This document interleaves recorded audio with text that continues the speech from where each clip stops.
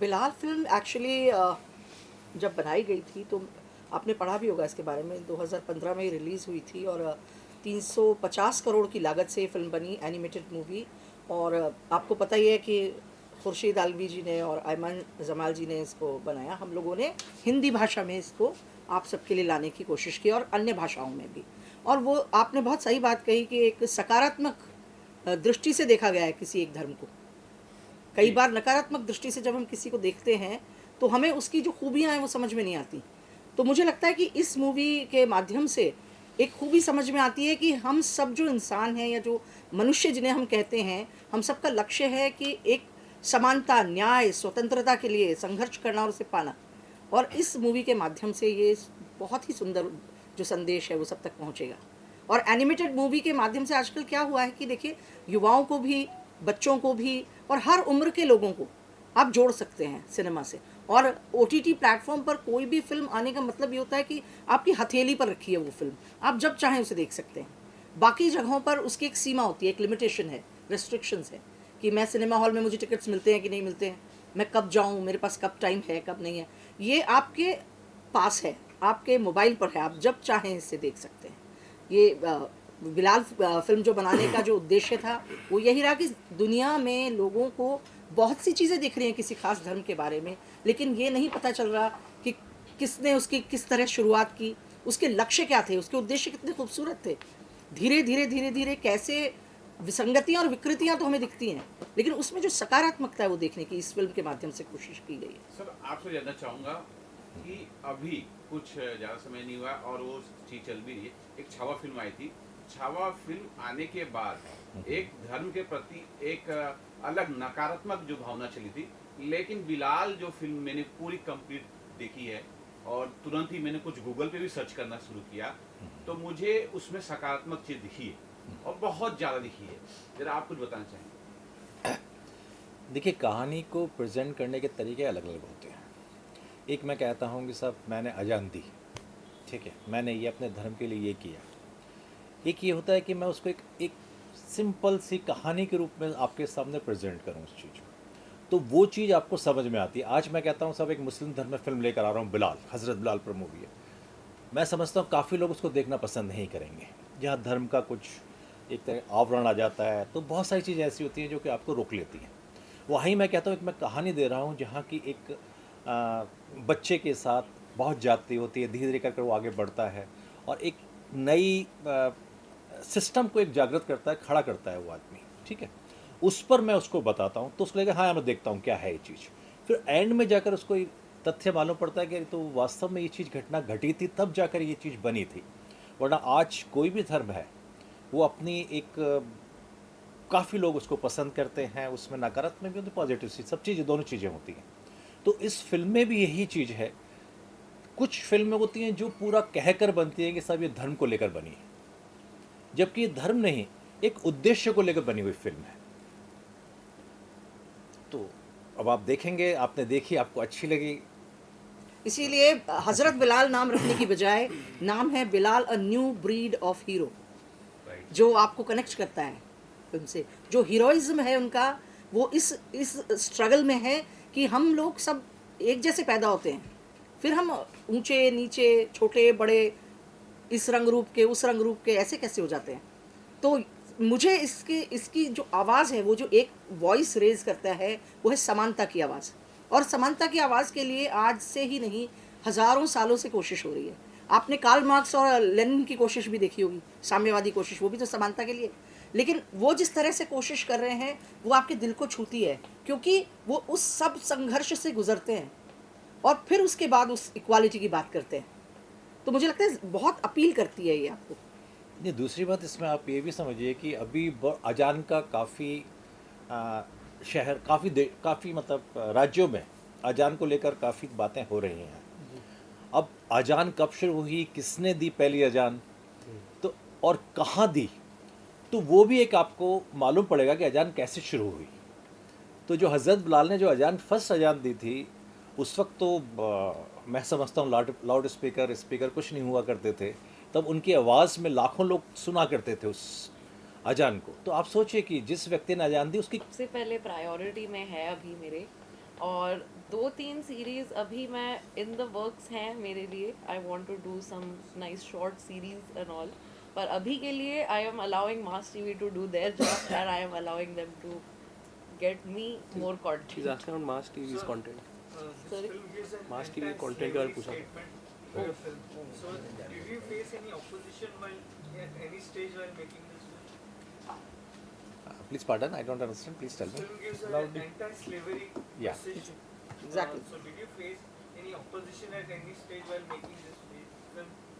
When this film was being made, actually, there was an opposition by 40 countries. Actually, they didn't want this film to voice against this slavery or this thing. No, it is an old history, they said, and why you're trying to show this kind of a negative history about us?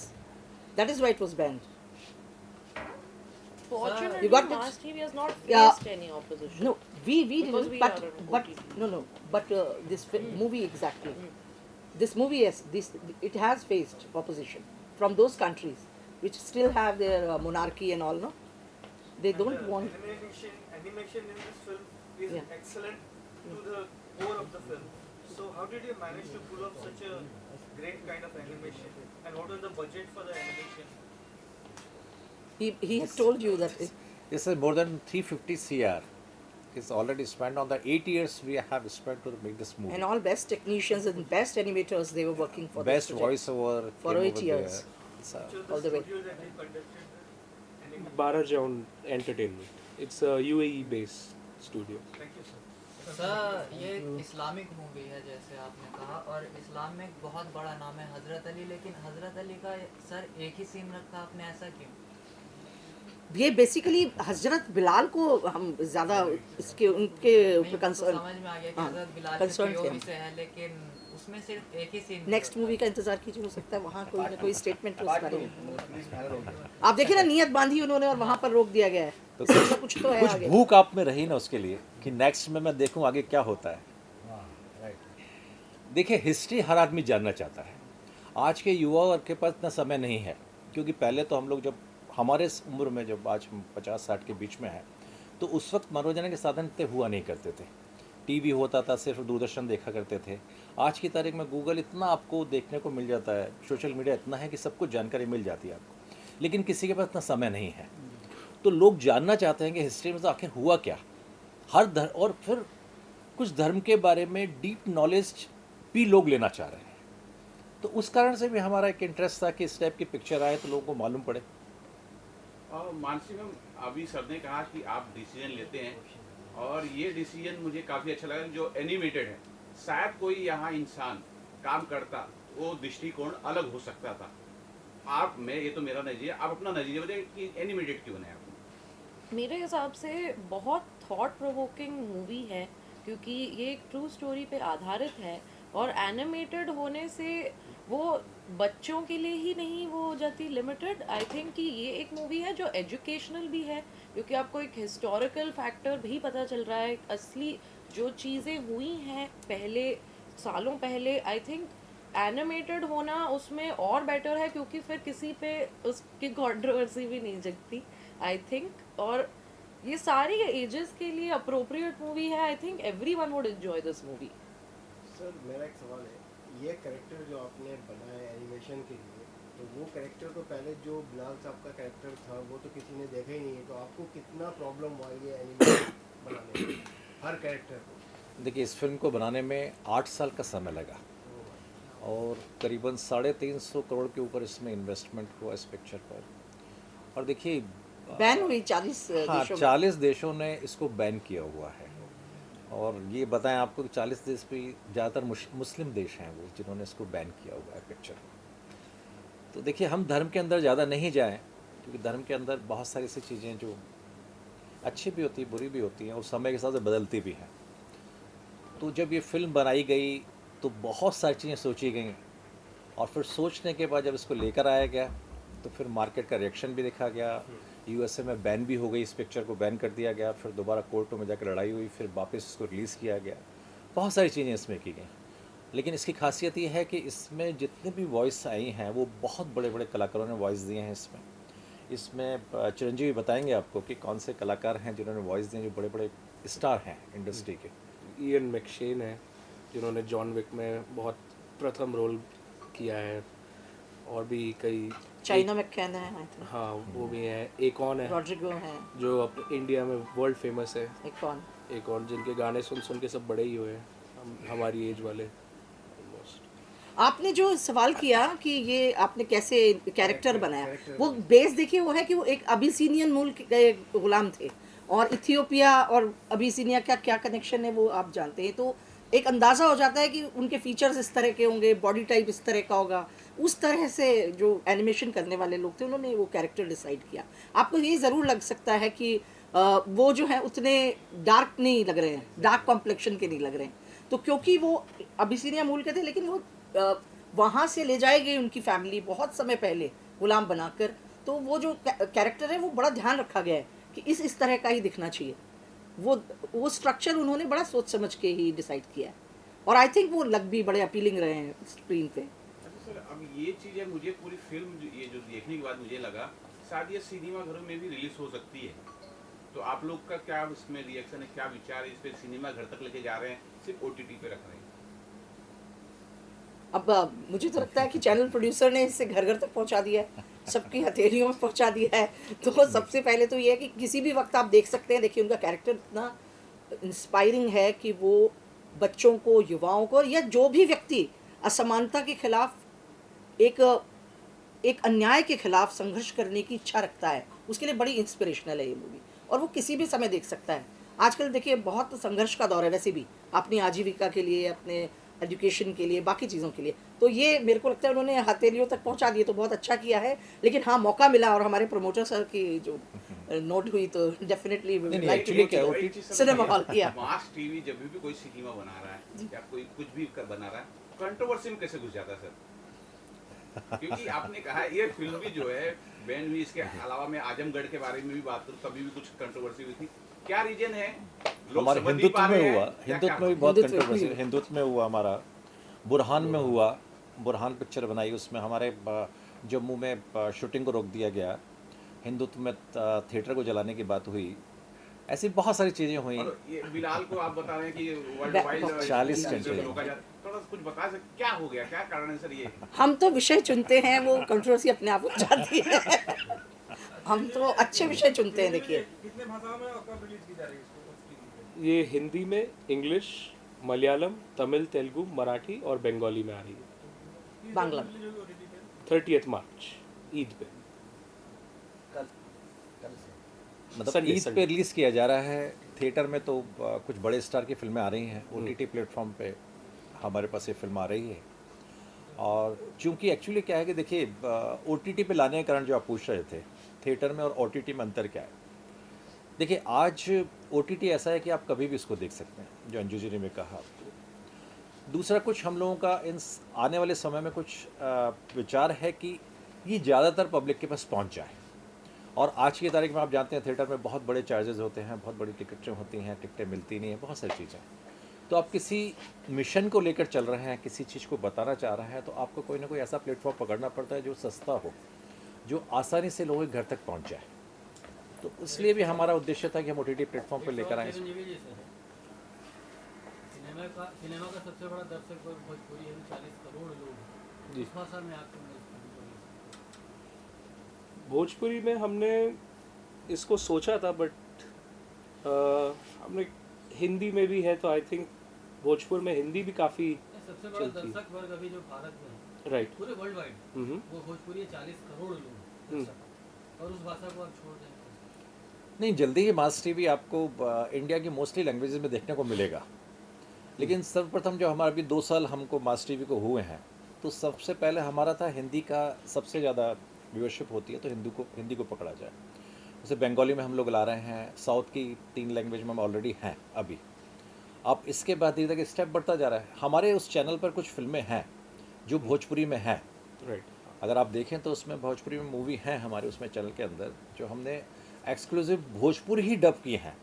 और वो फिल्में भी छोटी नहीं है, करीबन 150-200 करोड़ की movie snake 3 है, वो सिर्फ भोजपुरी पर है, जो हिंदी में नहीं लाए गए हम लोग। उसमें एक और सवाल उठता है, जो लास्ट एंडिंग आपने दिखाया है, सभी लोग खड़े होते हैं और बिलाल कुछ बोलना चाह रहा है और वहाँ ही स्टॉप हुआ।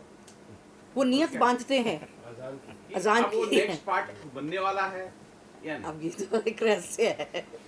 और जी बहुत देखिए अभी तो सबसे पहले हम जो दर्शक हैं यहाँ के, इंडिया के दर्शक हैं, क्योंकि सार्क कंट्री में रिलीज़ हो रही है सब जगह, क्योंकि सार्क में हर जगह पर हम इसको रिलीज़ कर सकते हैं मूवी को, तो सर्वप्रथम हम देखते हैं कि यहाँ पर क्या रिस्पॉन्स आता है, क्योंकि कई फिल्में ऐसी होती हैं जो बहुत बड़े बजट की फिल्में होती हैं जिसको लोग पसंद नहीं करते, और बहुत छोटी फिल्में होती हैं जो सक्सेस हो जाती हैं।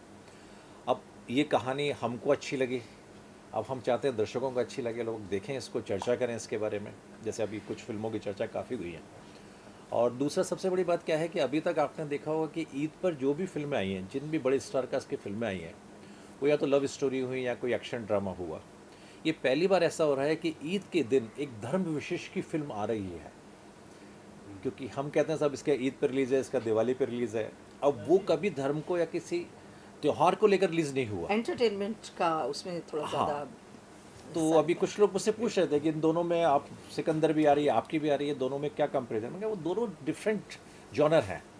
सर जब भी ना कोई धार्मिक टाइप की फिल्म आती है, उसको प्रमोट करने के लिए किसी संस्था के साथ लोग जुड़ जाते हैं, जैसे बिलाल आई है। अगर ये मैं नहीं जानता, मैं उस धर्म के बारे में विशेष जानता भी नहीं, अगर उस मतलब ये जानता हूँ कि हाँ मौलवी होते हैं, मौलाना होते हैं, अगर उनको अगर दिखाया जाए फिल्म, तो शायद ये बड़े पैमाने पे ये जा सकती है। क्या ऐसा कुछ करने की आप लोगों ने योजना की? हमने तो फिलहाल ऐसी कोई योजना इसलिए नहीं रखी है। देखिए हम इसे एक यूनिवर्सल फिल्म के रूप में देख रहे हैं। हम जो इसके मैसेज को समझ रहे हैं वो एक यूनिवर्सल मैसेज है। इसे अगर हम किसी धर्म विशेष के साथ जोड़ देंगे ना, तो फिर उसमें फिर बहुत सारी तब्दीली भी वो डिमांड कर सकते हैं। कई बार ये होता है कि फिर दूसरे धर्म के लोग कहेंगे कि नहीं साहब ये तो धर्म विशेष की है, हम तो नहीं देखेंगे इसे। और जबकि इसका मैसेज इतना खूबसूरत, इतना यूनिवर्सल है, it should go to everyone, it should go to everybody, चाहे वो किसी भी धर्म का हो। सही मैंने एक है। सवाल है, जैसा कि आपने कहा कि मास टीवी इसके पहले जो भी जिन मुद्दों को लेकर फिल्में बनाए बहुत सेंसिटिव और हिस्टोरिकल मुद्दे होते हैं, तो क्या आप लोगों ने एक संकल्प लिया है कि सिर्फ सेंसिटिव और हिस्टोरिकल मुद्दे पे ही फिल्म बनाएंगे? देखिए नाम ही मास्क है। मास्क उतारना है हमको इस समाज का। समाज में बहुत, देखिए अगर आप इसका टाइटल सॉन्ग सुनेंगे, उस टाइटल सॉन्ग तक में हमने क्या रखा है कि हर व्यक्ति अपना एक मास्क लेकर बैठा हुआ है, कि मेरा मास्क मेरी पत्नी के साथ एक अलग मास्क है, दोस्तों के साथ अलग है, अलग जगह पर जहाँ जाता हूँ मैं अलग अलग मास्क पहनकर बैठता हूँ। मैं उन मास्क को उतारने की हम कोशिश कर रहे हैं। ज़्यादातर फिल्में इसी और ज़्यादातर ऐसा नहीं कहेंगे हम, देखिए हर चैनल में मूवी आती हैं, अच्छी मूवी आती है, महंगी भी आती है, concept सस्ती आपका भी ये आती है। कॉन्सेप्ट कुछ मतलब मास्क खोलना है हमको, अच्छी चीज़ें जो चीज़ छुपी हुई हैं उनको हम लेकर आना है, क्योंकि जब हम फिल्म लेकर आते हैं तो हमारे सबसे पहले चैनल से फाइट यही होती है सबसे पहले, कि वो कहते हैं यार इसको रिलीज़ करेंगे, कभी कोई धर्म वाले आ जाएँ, कभी तोड़ फोड़ करेंगे, कभी कुछ करेंगे, लेकिन हम उन सब चीज़ से अलग हैं। जिस चीज़ को बोल्डनेस से लेकर आना है हम उसको लेकर आएंगे। उसमें ऐसा नहीं है कि सब किसी ने हमको रोका तो हम रुक जाएंगे, उसमें नहीं। चाहे देखिए हमारे चैनल के अंदर आप हिंदुत्व देखेंगे जो बिल्कुल हिंदुत्व को लेकर है, कि जहाँ हिंदुत्व की बात हो रही है, कश्मीर समस्या को और बहुत वैसा। वहीं आप बिलाल को देखिए, वहीं बुरहान को देखिए, जहाँ बुरहान को आतंकवादी का एक पूरा रूप दिया, उसको हमने दूसरा चेहरा भी दिखाया उसका। ऐसे बहुत सारी चीज़ें ऐसी हमारे चैनल के अंदर। हमारे सबसे पहले ट्रांसजेंडर्स का शो आया था, प्रोजेक्ट एंजल, जो मानसी जी ने डायरेक्ट भी किया था। उसमें ट्रांसजेंडर्स को जहाँ हम सड़कों पर भीख मांगते हुए या उनको वैश्यावृत्ति करते हुए वैसे रूप में पहचानते हैं, वहीं उन्होंने उसको एक बहुत सुंदर माहौल में, एक सुंदर ब्यूटी के रूप में प्रेजेंट किया। इसकी वर्ल्ड वाइड तारीफ़ की गई, सबसे ज़्यादा रेटिंग मिली उसको। तो मतलब हर चीज़ आपको एक डिफरेंट जॉनर में देखने को मिलेगी इसके अंदर। तो आने वाले समय तो बहुत सारी चीज़ लेकर आ रहे हैं हम लोग जो और भी इंटरेस्टिंग होंगी। हाँ। मानसिक नया और क्या प्रोजेक्ट लेके आ रहे हो? प्रोजेक्ट एंजल मैंने देखा था, एक बहुत अलग स्टोरी है, ठीक है। उसके बाद ये भी मैंने बिलाल देखा, आजमगढ़ देखी है। नया प्रोजेक्ट क्या आ रहा है, नया हंगामा क्या